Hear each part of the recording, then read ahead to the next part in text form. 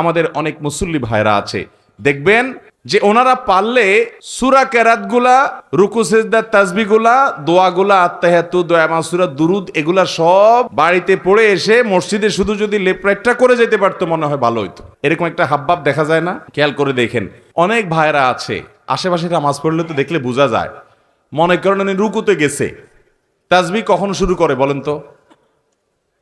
রুকুর তাসবিহ কখন শুরু হয়? আশেপাশে মুসল্লিরা, আমরা বেশিরভাগ মানুষ একটু খেয়াল করেন তো, মনে করে চেষ্টা করেন তো, রুকুরতে সুবহান রাব্বিয়াল আযীম যে তাসবিহ বলা শুরু করেন, কখন শুরু করেন? রুকুতে যাওয়ার পরে। তাহলে তো সব ফেরেশতা, তো সব আল্লাহওয়ালা, আফার ক্লাসের ইমানদার সব, মাশাআল্লাহ। তাহলে তো সব ওয়াজ মাহফিলের দরকারই নেই এখানে। ভাই আমি বলি, এবার শুনেন, রুকুতে যাইতে আল্লাহু আকবার বলে যাওয়া লাগে, তাই না? আল্লাহু আকবার বলে যে রুকুতে যান, খেয়াল করে দেখেন আজকের পর থেকে যে তাসবিহ সুবহান রাব্বিয়াল আযীম শুরুটা কোত্থেকে করেন দেখেন, খেয়াল করে ডানে বামে এবং নিজেরও মুখ দিয়ে কখন বাইর হয়। বেশিরভাগ মানুষই আল্লাহু আকবার বলতে তো কোয়ার্টার সেকেন্ডও লাগে না, হুলস্থুল করে আল্লাহু আকবার বলেই রুকু অর্ধেকে এখনো যায় নাই, আদা আদি গেছে, ওখান থেকে সুবহানাল্লাহ শুরু হয়।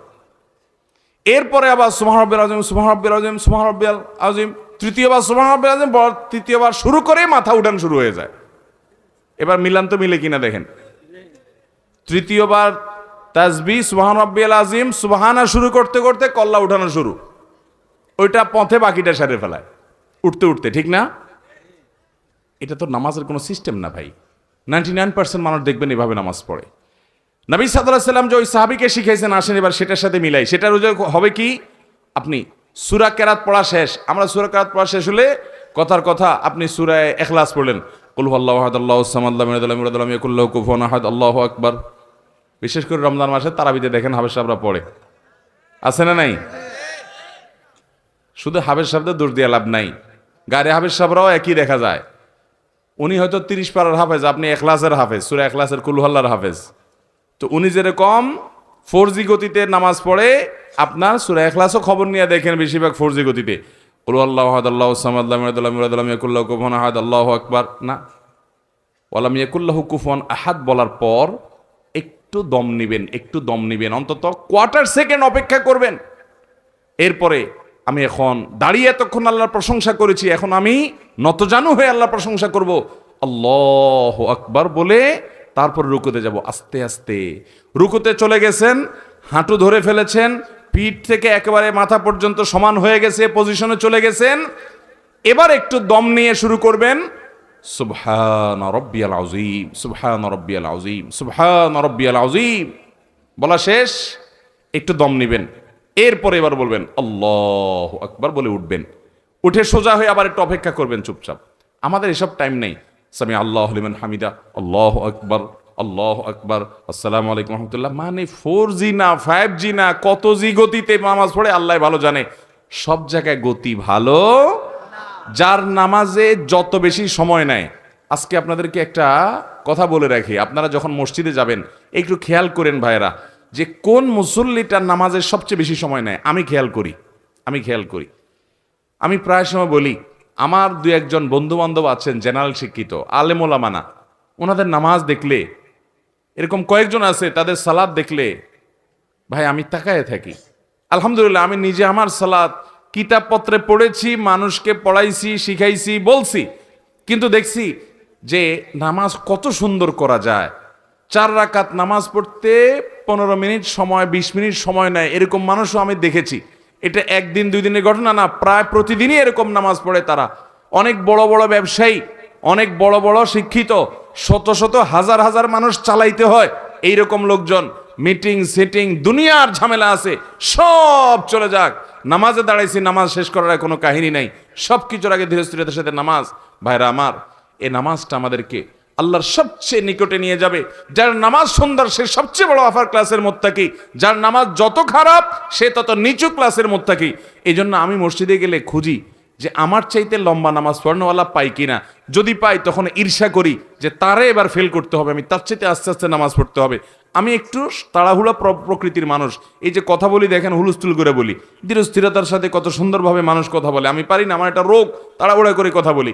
কিন্তু ভাইরা, আমার মতো এরকম তাড়াহুড়া করা মানুষটাও আমি খেয়াল করি মসজিদে যে 2 রাকাত নামাজ পড়তে বেশিরভাগ মুসল্লি, জেনারেল শিক্ষিত, সাধারণ শিক্ষিত মানুষ অনেকে আছেন, কোরআন বা সূরাগুলো এত সহিও না, মাগার মাশাআল্লাহ 2 রাকাত নামাজ আমরা একসাথে শুরু করছি, 10 জন 20 জন 30 জন মুসল্লি মসজিদে আছে, সুন্নত পড়তেছি, কিন্তু দেখি যে আমারে ফেল মারাই দিয়ে তারা সবাই নামাজ আগে আগে শেষ করে ফেলছে।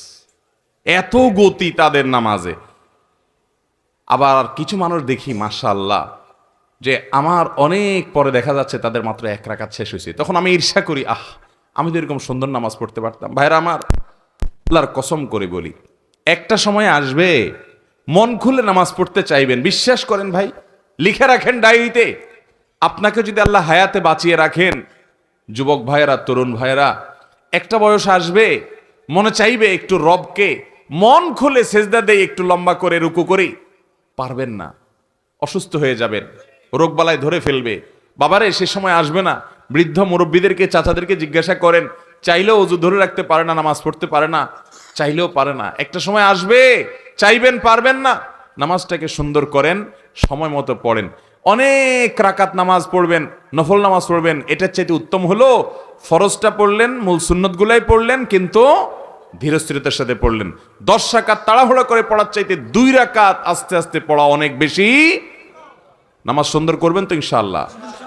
হুযায়ফা ইবনে ইয়ামান রাদিয়াল্লাহু তাআলার একটা হাদিস বুখারীতে বর্ণিত হয়েছে। তিনি এক ব্যক্তিকে দেখলেন খুব তাড়াহুড়া করে নামাজ পড়তেছে, উনি ডাক দিয়েছেন, নবীজি সাহাবী, নবী করিম সাল্লাল্লাহু আলাইহি সাল্লাম থেকে নামাজ শিখছে, ডাক দিয়ে বলছে, ভাই তুমি এই যে তাড়াহুড়া করে নামাজ পড়লা হুলস্থুল করে, এটাই কি তোমার সব সময়ের নামাজ? লোকটা বলছে, হ্যাঁ, আমি সব সময় এরকম নামাজই পড়ি, এই গতিতেই পড়ি আমি। তখন তিনি বলছেন, শুনে রাখো, নবী করিম সাল্লাল্লাহু আলাইহি সাল্লাম থেকে নামাজ শিখা নবীজির হাতে করা সাহাবী বলছেন, শুনে রাখো, এই নামাজ নিয়ে যদি তুমি কবরে যাও, মুহাম্মদ সাল্লাল্লাহু আলাইহি সাল্লাম যে দ্বীন দিয়ে পাঠিয়েছেন, মুহাম্মদ সাল্লাল্লাহু আলাইহি সাল্লামকে আল্লাহ যে দ্বীন এবং শরীয়ত দিয়ে পাঠিয়েছেন, তোমার মৃত্যু তার শরীয়তের উপর হবে না এই নামাজ নিয়ে কবরে গেলে। তাহলে এবার বুঝেন আমাদের নামাজের অবস্থা কি। নামাজ ঠিক করবো তো ইনশাআল্লাহ? মুহতারাম হাজরিন, নবী করিম সাল্লাল্লাহু আলাইহি সাল্লাম তিনি বলেছেন, ইয়া মাআশারাল মুসলিমিন, লা সালাতা লিমান লা ইউকিমু সুলবাহু ফির রুকুই ওয়াস সুজুদ, যে রুকু সিজদাতে তার পিঠ সোজা করে না, ঠিকমতো করে না, সময় দেয় না, এই ব্যক্তির নামাজ হবে না। ইবনে মাজার হাদিস। নবী করিম সাল্লাল্লাহু আলাইহি সাল্লাম নির্দেশ করেছেন, আতিমুর রুকু ওয়াস সুজুদ, তোমরা রুকু সিজদাকে ঠিকমতো করো। ভাইরা আমার, ইকামাতুস সালাহ, নামাজকে সুন্দর করে ঠিকমতো আদায় করা, নিয়মিত করা, প্রতিষ্ঠিত করা, এর একটি অর্থ এটাও যে যথাযথভাবে হক আদায় করে নামাজ পড়া। আল্লাহ তাআলা আমাদেরকে ধীরস্থিরতার সাথে নামাজ আদায় করার তৌফিক দান করুন। ভাইরা আমার, এবার আসুন মূল কথা, মনোযোগ দিয়ে ধরে রাখতে পারেন না।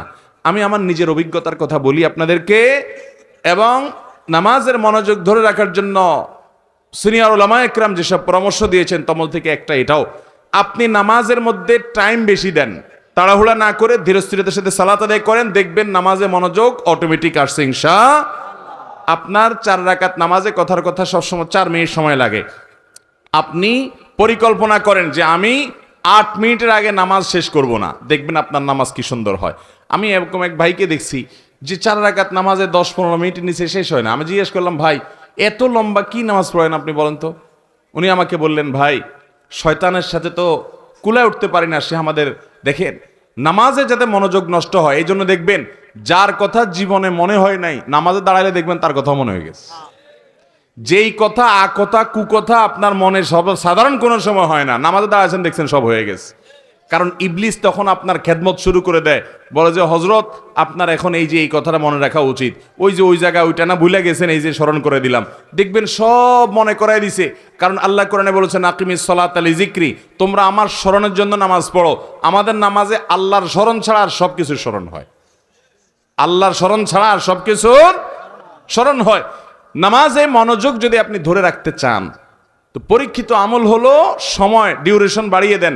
4 রাকাত নামাজে 15 মিনিট সময় লাগিয়ে দেন। ওই যে ভাইয়ের কথা বলছিলাম যে লম্বা সময় নামাজ পড়ে, আমি একদিন জিজ্ঞেস করলাম, ভাই আপনার 4 রাকাত নামাজে একদিন 2 দিন না, প্রতিদিন একই অবস্থা দেখি, 15 মিনিট 20 মিনিট সময় লাগান। আমার অফিসে একবার উনি বেড়াইতে আসলেন, আমরা সুহরের পরে সুন্নত পড়ে চলে আসছি, মিটিং আছে, উনি দেখে নামাজ পড়তে পড়তে শেষ না। আমি বললাম, ভাই অনেক নামাজ পড়ছেন না? কই না, ওই 2 রাকাত সুন্নতিতে পড়ছি। তো 2 রাকাত সুন্নত তো আমরাও পড়লাম, আমাদের যদি 5 মিনিট 7 মিনিট লাগে, আপনার 15 মিনিট কেমনে লাগে?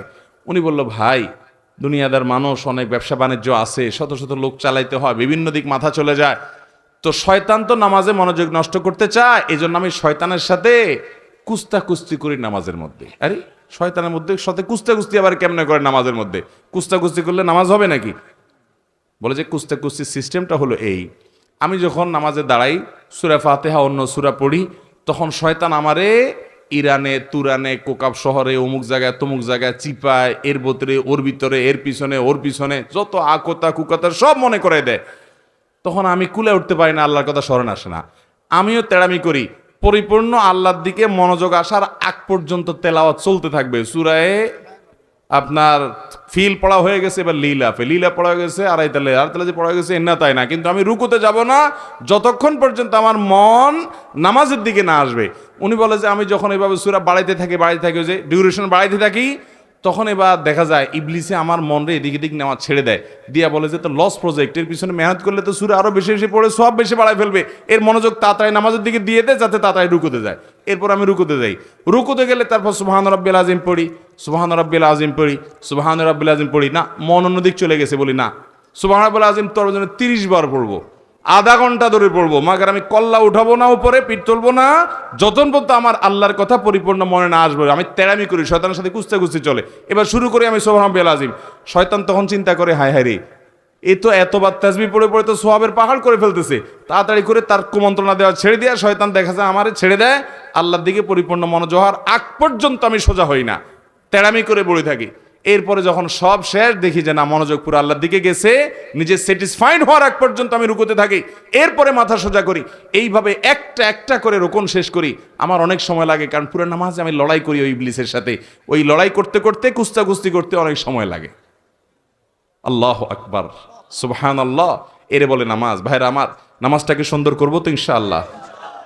ধীরস্থিরতার সাথে নামাজ পড়বেন কে কে বলেন? হাত তোলেন। আল্লাহ আমাদের সব হাতগুলাকে আপনি কবুল করে নেন। আল্লাহ আমাদেরকে সুন্দর করে নামাজ পড়ার তৌফিক দান করেন।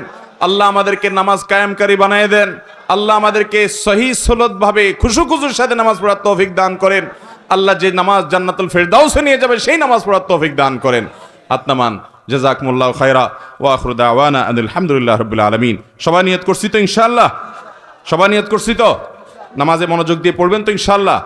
এবং মনোযোগ ধরে রাখার জন্য ধীরস্থিরতার সাথে আস্তে আস্তে নামাজ পড়ার কোনো বিকল্প, তুফান মিল মার্কা নামাজ পড়বেন। আখিরাতে যেয়ে দেখবেন, কিয়ামতে দেখবেন সব বাতিল, ফাজআলনাহু হাবাআম মানসুরা। দেখবেন যে কোনো নামাজ কবুল হয় নাই। আজকে থেকে তওবা করেন, তাড়াহুড়া করে কোনো নামাজ পড়বো, ধীরে ধীরে আস্তে আস্তে নামাজ পড়বেন, চেষ্টা করবেন তো ইনশাআল্লাহ?